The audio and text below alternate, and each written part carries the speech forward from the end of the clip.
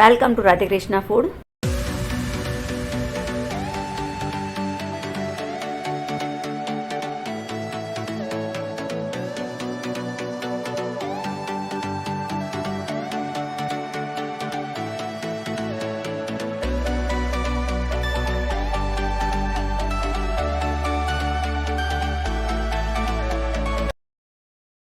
આલુ samosa corn બનાવવા માટે આપણે પહેલાં તેની ગ્રીન ચટણી તૈયાર કરવાની છે. તો એના માટે આપણે એક મિક્સર જારમાં થોડી કોથમીર એડ કરી લઈશું. એમાં 2 તીખા લીલા મરચાં લઈશું. સ્વાદ પ્રમાણે મીઠું એડ કરી લઈશું. ચટણીમાં અડધા લીંબુનો રસ પણ નીચોવી લેવાનો છે, તો એ પણ નીચોવી લઈશું, જેથી ચટણીમાં થોડો ખાટો સ્વાદ આવે અને ચટણીનો કલર પણ સરસ આવે. હવે એમાં તમારે 7 થી 8 જેટલા સિંગદાણા પણ એડ કરી લેવાના છે, જેથી ચટણી થોડી ઘટ બને. મેં ગ્રાઇન્ડ કરતી વખતે કર્યા છે, તો અહીંયા દેખાતા નથી. થોડું પાણી એડ કરી લઈશું અને ચટણીને પીસી લઈશું. જો અહીંયા ચટણી બનીને તૈયાર છે. એકદમ એનો બ્રાઇટ કલર સરસ ખુલીને બહાર આવ્યો છે. હવે આપણે એના માટે બીજી ચટણીની જરૂર છે. તો આ ચટણી મારી પાસે પહેલેથી જ તૈયાર છે, તો અત્યારે હું બતાવતી નથી, પણ એમાં જે સામગ્રીની જરૂર પડે છે એ હું ઇન્ગ્રીડિયન્ટ્સ બોક્સમાં આપી દઈશ. ચટણી બનીને તૈયાર છે, તો હવે આપણે એના કોર્ન બનાવી લઈશું. તો કોર્ન બનાવવા માટે તમે વધેલી રોટલીનો પણ યુઝ કરી શકો છો, અથવા તમારી પાસે જો રોટલીનો લોટ વધ્યો હોય તો એનો પણ યુઝ તમે કરી શકો છો. આપણે એમાંથી સરસ પતલી અને મોટી રોટલી બનાવવાની છે અને એને પ્રિક કરવાની છે. તો અહીંયા તમે જોઈ શકો છો, હું રોટલી વણી રહી છું. એને મોટી સાઇઝમાં વણી લેવાની છે. જો તમે મોટી સાઇઝની રોટલી વણશો તો એમાંથી તમે 4 કોન તૈયાર કરી શકશો, અને નાની સાઇઝની રોટલી વણશો તો એમાંથી તમે 2 કોન તૈયાર કરી શકશો. તો તમને જે પ્રમાણે યોગ્ય લાગે એ પ્રમાણે તમે કરી શકો છો. આપણી રોટલી બનીને તૈયાર છે. હવે આપણે એક ફોર્કથી એને પ્રિક કરી લેવાની છે, જેથી રોટલી ફૂલે નહીં. આ સમયે તમારી પાસે જો બનેલી રોટલી જૂની તૈયાર હોય તો એને પણ તમે આવી રીતે પ્રિક કરીને તૈયાર કરી લેજો. અહીંયા આપણે બીજી રોટલી પણ બનાવી લઈશું અને એને આપણે કાચી પાકી ચડાવવાની છે, તો એ રીતે ચડાવીને તૈયાર કરી લઈશું. તમે અહીંયા જોઈ શકો છો, એકદમ હું પતલી રોટલી વણી રહી છું. આપણી રોટલી બનીને તૈયાર છે. મેં એને કાચી પાકી ચડવી લીધી છે. તો આવી જ રોટલી તમારે તૈયાર કરી લેવાની છે. હવે એને સાઈડ પર રાખી દઈશું ઠંડી થવા માટે. ઠંડી થાય ત્યાં સુધી આપણે એમાં ભરવાનો આલુ મસાલો બનાવી લઈશું. તો એના માટે મેં અહીંયા 4 આલુ લીધા છે બોઇલ કરીને, અને એમાં મસાલો કરવા માટે મેં એક મીડિયમ સાઇઝની ડુંગળી લીધી છે, અડધો ઇંચ આદુનો ટુકડો લીધો છે, 2 લીલા મરચાં ને બારીક ચોપ કરીને લીધા છે, અને થોડી કોથમીર લીધી છે. તો એનો વઘાર કરી લઈશું. અહીંયા મેં તેલ મૂકી દીધું છે 1 ટેબલ સ્પૂન જેટલું. હવે આપણે એમાં 1 ટીસ્પૂન જેટલું જીરું એડ કરી લઈશું. હાફ ટીસ્પૂન જેટલી હિંગ પણ એડ કરી લેવાની છે, તો એ પણ કરી લઈશું. જીરાને સરસ થવા દઈશું. ત્યાર પછી એમાં 5 થી 7 કડી પત્તા એડ કરવાના છે, તો એ પણ કરી લઈશું. અને એક મીડિયમ સાઇઝની ડુંગળી લઈ અને બારીક ચોપ કરીને એડ કરવાની છે, તો એ પણ કરી લઈશું. ડુંગળીને અહીંયા આપણે એકદમ બ્રાઉન નથી કરવાની, ખાલી એની કાચી ફ્લેવર જાય ત્યાં સુધી જ એને આપણે અહીંયા રોસ્ટ કરીશું. હવે એમાં આપણે બારીક સમારેલા 2 લીલા મરચાં, આદુની પેસ્ટ નાખી અને સરસ હલાવી લઈશું. ત્યાર પછી એની અંદર આપણે મસાલા કરી લેવાના છે, તો એ પણ કરી લઈશું. હવે આપણે એમાં હાફ ટીસ્પૂન જેટલું હળદર પાવડર એડ કરવાનો છે, 1 ટીસ્પૂન જેટલું લાલ મરચું પાવડર, થોડી કોથમીર પણ એડ કરી લઈશું. બધું સરખી રીતે મિક્સ કરી લઈશું. ત્યાર પછી હવે એમાં આપણે હાફ ટીસ્પૂન જેટલો ગરમ મસાલો એડ કરી લઈશું. હાફ ટીસ્પૂન જેટલો આમચૂર પાવડર પણ એડ કરી લઈશું, અને 1/4 ટીસ્પૂન જેટલું સંચળ પાવડર પણ એડ કરવાનું છે, તો એ પણ કરી લઈશું. હવે આપણે એમાં બોઇલ કરીને જે બટાકા રાખેલા છે એ પણ એડ કરી લઈશું. એને હવે હાથથી તોડી અને તમારે એડ કરવાના છે.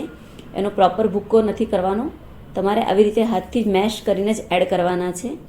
થોડી કોથમીર પણ એડ કરી લેવાની છે. બધું સરખી રીતે હવે મિક્સ કરી લઈશું, અને પ્રોપર બટાકા અને મસાલા એકબીજામાં ભળી જાય ત્યાં સુધી એને હલાવતા રહીશું. અહીંયા બટાકાના ટુકડા વધારે એકદમ મોટા છે, તો આપણે એને થોડા મેશ કરીને નાના સરખી સાઇઝના કરી લેવાના છે. તો તમે સ્પેચ્યુલાની મદદથી એને ભાંગતા જજો, અને એકદમ સરસ રીતે કોનમાં સમાય એ રીતે એનું મિશ્રણ તૈયાર કરવાનું છે. માટે મિશ્રણ આપણે એકદમ થોડું બારીક બનાવવું પડશે. અહીંયા આપણું મિશ્રણ બની તૈયાર છે. મિશ્રણ ડ્રાય પણ હોવું જોઈએ, કારણ કે જો વધારે અંદર પાણીનો ભાગ હશે તમારું બટાકા બાફવામાં, તો જ્યારે આપણે કોર્નમાં મસાલો ભરીશું તો એ સોગી બની જશે. માટે આ વાતનું પણ ખાસ ધ્યાન રાખવાનું છે કે બટાકા બાફતી વખતે તમારે એકદમ એને વરાળે જ બાફી લેવાના, જેથી એમાં પાણીનો ભાગ ન આવે. હવે આપણે સ્વાદ પ્રમાણે મીઠું પણ એડ કરી લઈશું, અને સરસ રીતે મિશ્રણમાં મિક્સ કરી લઈશું. અહીંયા આપણું કોર્નમાં ભરવાનું સ્ટફિંગ કે મિશ્રણ બનીને તૈયાર છે, અને રોટલી પણ આપણી ઠંડી થઈ ગઈ છે. તો હવે આપણે કોર્ન બનાવવાની શરૂઆત કરીશું. તો એના માટે મેં અહીંયા એક બાઉલ લીધું છે, અને એમાં હું 2 ચમચી જેટલો આપણો રોટલીનો લોટ જે આવે છે એ જ લીધો છે, અને એની આપણે સ્લરી બનાવવાના છીએ. તો એમાં થોડું પાણી એડ કરીને ઘટ સ્લરી તૈયાર કરવાની છે. અહીંયા તમારે વધારે પાણી એડ નથી કરવાનું, એકદમ થોડું પાણી એડ કરવાનું છે, જેથી આપણી ઘટ સ્લરી તૈયાર થાય. આ સ્લરી આપણે કોર્ન ચોંટાડવામાં યુઝ કરવાની છે. આપણી સ્લરી પણ બનીને તૈયાર છે. તો હવે આપણે કોર્ન બનાવવાની શરૂઆત કરીએ. આપણે નાની રોટલીમાંથી કેવી રીતે કોર્ન તૈયાર કરવા એ પણ બતાવીશ, અને મોટી રોટલીમાંથી કોર્ન કઈ રીતે તૈયાર કરવા એ પણ બતાવીશ. અત્યારે હું નાની રોટલી લીધી છે અને એના 2 ભાગ કરી રહી છું. હવે તે 2 ભાગ કરી લેવાના તમારે, અને ત્યાર પછી જે ફ્લેટ સાઈડ ભાગ છે ગોળાકાર સિવાયનો, એ બાજુથી તમારે કોર્ન વાળી લેવાનો. આવી રીતે તમે જોઈ શકો છો, હું વાળી રહી છું. અને જો એનો એન્ડિંગ ભાગ છે ત્યાં તમારે સ્લરી ચોંટાડી દેવાની આ જગ્યાના આ પોર્શન પર, અને પછી એ રીતે કોર્ન તૈયાર કરી લેવાનો તમારે. તો આ તમે નાની રોટલીમાંથી આવી રીતે કોર્ન બનાવી શકો છો. અને જો મોટી રોટલીમાંથી તમે કોર્ન તૈયાર કરતા હો તો તમારે રોટલીના 4 ટુકડા કરવાના છે, અને એ રીતે તૈયાર કરવાની છે. તો એ પણ હું તમને બતાવી રહી છું. અહીંયા તમે જોઈ શકો છો, આપણે એક રોટલીના 4 ટુકડા કરીએ એમ ચોથો ભાગ મેં અહીંયા કર્યો છે એનો. અને એમાંથી કોર્ન કઈ રીતે તૈયાર કરવો એ પણ હું બતાવી રહી છું. તો આમાં તમે જે કોર્નરનો ભાગ હોય ત્યાંથી કોર્ન વાળો, અને એ રીતે કોર્ન તૈયાર કરી લો. અને ત્યાર પછી જે એન્ડિંગ ભાગ છે એને તમે સ્લરીથી ચિપકાવી લો. તો બંને રીતે તમે કોર્ન બનાવી શકો છો. અહીંયા એક નાનો કોર્ન બનાવી લઈએ. તમે જોઈ શકો છો, મેં કોર્નરથી એને વાળી લીધેલો છે, અને ઉપર હું સ્લરી એન્ડિંગ ભાગમાં ચિપકાવી રહી છું. અને ત્યાર પછી એનો જે સાઈડનો ભાગ છે એ લઈ અને એની ઉપર ચિપકાવી લેવાનો છે. તમારે સ્લરી આ સમયે એકદમ સરખી લગાવવાની છે, જેથી સરખી તે આ કોર્નનો એન્ડિંગ ભાગ હોય એ ચોંટી જાય, અને કોર્ન જ્યારે આપણે તળીએ ત્યારે ખુલી ન જાય. તો એ વાતનું પણ તમારે ખાસ ધ્યાન રાખવાનું છે. એન્ડિંગ ભાગ જે પોઇન્ટિંગ ભાગ હોય એ પણ તમારે સરસ રીતે ચિપકાવીને તૈયાર કરવાનો છે, અને પ્રોપર કોર્નનો શેપ આવવો જોઈએ એ રીતે તમારે એને બનાવી લેવાનો છે. અહીંયા આપણો એક કોર્ન બનીને રેડી છે. તો આવી રીતે તમારે બધા જ કોર્ન બનાવી લેવાના છે.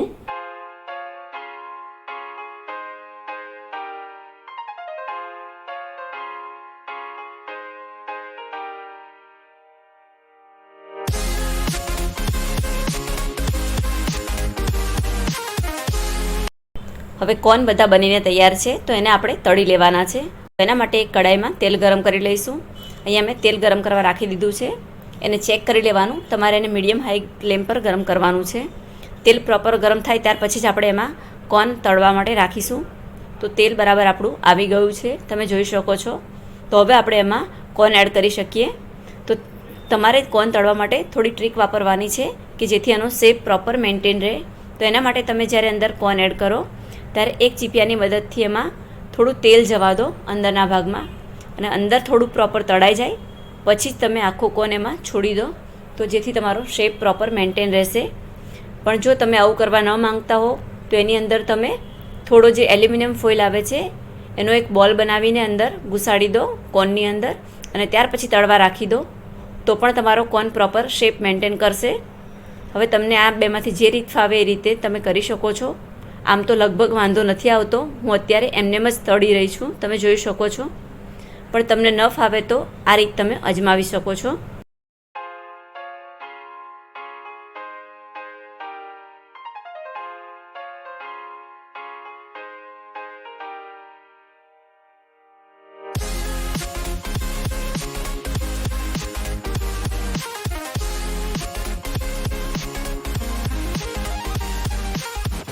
હવે જો તમારે કોર્નની અંદર એલ્યુમિનિયમ ફોઇલ રાખવી હોય તો કેવી રીતે રાખવી એ પણ બતાવી રહી છું હું તમને. અહીંયા મેં કોર્નમાં એલ્યુમિનિયમ ફોઇલનો એક બોલ બનાવીને રાખી દીધો છે, અને ત્યાર પછી એને હું તળવા માટે રાખી રહી છું. તો આ રીતે પણ તમે તળી શકો છો. આ રીતે કોર્ન તળાઈ જાય ત્યાર પછી આપણે એમાંથી એલ્યુમિનિયમ ફોઇલને રિમૂવ કરી લેવાની છે. તો આવી રીતે પણ તમે તળી શકો છો. આપણા કોર્ન બનીને તૈયાર થઈ ગયા છે. તો હવે આપણે એને બહાર કાઢી લઈશું, અને એમાંથી એલ્યુમિનિયમ ફોઇલ પણ રિમૂવ કરી લઈશું.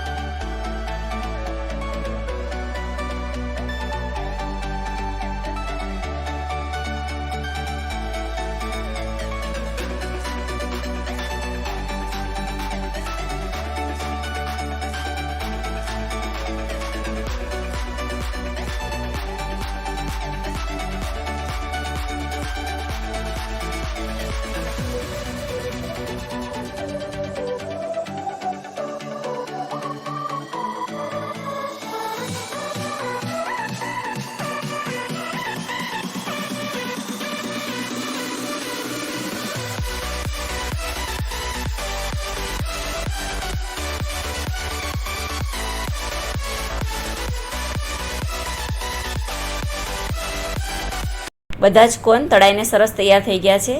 હવે આની અંદર તમારે સ્ટફિંગ કરવા માટે જો જગ્યા ન બચી હોય અને અંદર રોટલી ફૂલી ગઈ હોય તો તમે એક ચમચીની મદદથી થોડુંક પ્રિક કરી લો, જેથી અંદર ફૂલેલો ભાગ પ્રોપર અંદર બેસીને ભૂકો થઈ જશે અને સ્ટફિંગ કરવા માટેની જગ્યા મળી જશે તમને.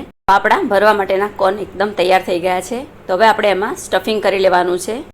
હવે આપણે એક કોર્ન લઈશું અને એમાં જે બટાકાનું સ્ટફિંગ કર્યું છે એને પ્રોપર રીતે ભરી લઈશું. આ સ્ટફિંગ તમારે થોડું આંગળીની મદદથી કે ચમચીની મદદથી એકદમ દબાવીને ભરી લેવાનું, જેથી કોર્નનો પ્રોપર ટેસ્ટ આવે. અહીંયા તમને ન ફાવતું હોય તો તમે ચમચીનો પણ યુઝ કરી શકો છો, પાછળનો ભાગ. અને પ્રોપર અંદર સ્ટફિંગ તમારે ભરી લેવાનું છે. ત્યાર પછી એમાં તમારે જે ચટણી, મીઠી ચટણી છે એ અને ગ્રીન ચટણી બંને ચટણી પણ એડ કરી લેવાની છે. અંદર વચ્ચેનો ભાગ કરી અને એમાં ચટણી એડ કરી લેવાની છે. આપણે સ્ટફિંગ સરસ રીતે અંદર દબાવીને ભરી લીધું છે. તો હવે આપણે એમાં ચટણી એડ કરી લઈશું. તો પહેલાં આપણે એમાં તીખી થોડી સ્પાઇસી ચટણી એડ કરીશું. વચ્ચેનો ભાગ કરી અને એમાં તમારે તીખી ચટણી એડ કરી લેવાની છે. અને ત્યાર પછી ઉપર તમારે ગ્રેડ ચટણી, જે મીઠી ચટણી બનાવી છે એ એડ કરવાની છે. બંને ચટણી સરસ રીતે તમારે અંદર મિક્સ કરી લેવાની છે. અને ઉપર તમારે સેવ લગાવી અને ગાર્નિશ કરી લેવાની છે. અહીંયા મેં સ્ટફિંગ અને ચટણી એડ કરીને બધા જ કોર્ન સરસ રીતે તૈયાર કરી લીધા છે અને ઉપર સેવથી ગાર્નિશ પણ કરી લીધા છે. તમારે જ્યારે સર્વ કરવા હોય ત્યારે જ તમારે એમાં સ્ટફિંગ એડ કરવાનું, જેથી કોર્ન સોગી ન બની જાય. તો આ વાતનું પણ તમે ખાસ ધ્યાન રાખજો. તો તૈયાર છે આપણા આલુ મસાલા કોર્ન. મારી આજની રેસીપી ગમી હોય તો વિડીયોને લાઈક કરજો અને ચેનલને સબસ્ક્રાઈબ જરૂર કરજો. Thank you for watching.